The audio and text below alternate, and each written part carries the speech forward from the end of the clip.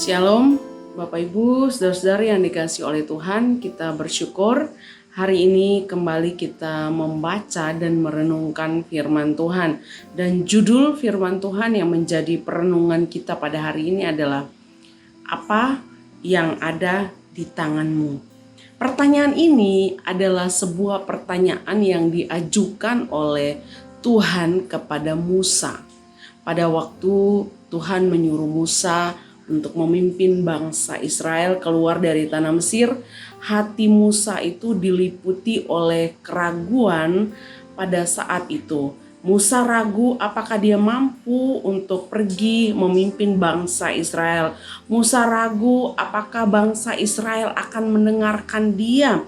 Dan kita bisa baca di dalam kitab Keluaran pasal 4 ayat 1 sampai ayatnya yang kedua, saya bacakan buat kita. Lalu sahut Musa, bagaimana jika mereka tidak percaya kepadaku dan tidak mendengarkan perkataanku, melainkan berkata, Tuhan tidak menampakkan diri kepadamu. Tuhan berfirman kepadanya, apakah yang ada di tanganmu itu? Jawab Musa, tongkat. Jawab Musa, tongkat.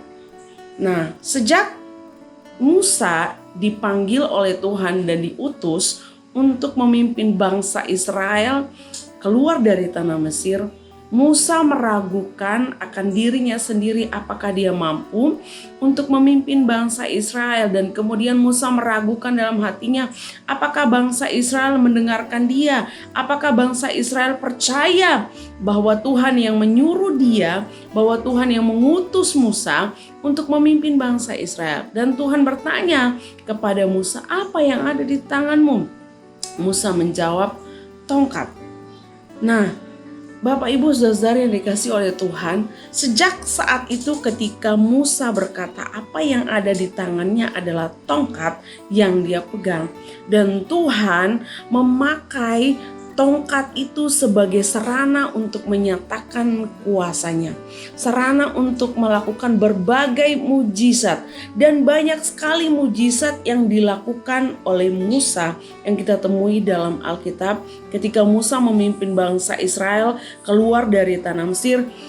Ketika Musa berkata kepada Tuhan, tongkat yang dia miliki, yang dia pegang, pada saat itu Tuhan menyatakan kuasanya dan banyak mujizat yang terjadi melalui tongkat itu yang ada di tangan Musa. Tuhan memakai tongkat yang ada di tangan Musa sebagai sarana untuk menyatakan mujizat, sebagai sarana untuk menyatakan kuasanya. Antara lain, tongkat itu bisa berubah menjadi ular di depan Raja Mesir. Dan mujizat terjadi. Air sungai Nil juga berubah menjadi darah ketika tongkat Musa diulurkan ke sungai Nil. Dan yang lainnya lagi, ada banyak mujizat terjadi. Musa bisa membelah laut Teberau dengan tongkat yang ada di tangannya.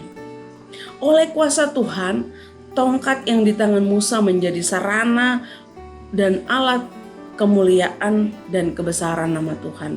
Bapak Ibu, jika saat ini Tuhan bertanya yang sama kepada kita, apa yang ada di tanganmu? Mungkin ada saat di mana kita meragukan akan kebaikan Tuhan, kita meragukan akan kuasa Tuhan, kita meragukan akan pertolongan Tuhan, akan kebesaran dan mujizat Tuhan ketika banyak masalah dan tantangan yang terjadi. Tapi pada saat itu ketika Tuhan berkata, apa yang ada di tanganmu? Apa yang menjadi jawaban kita?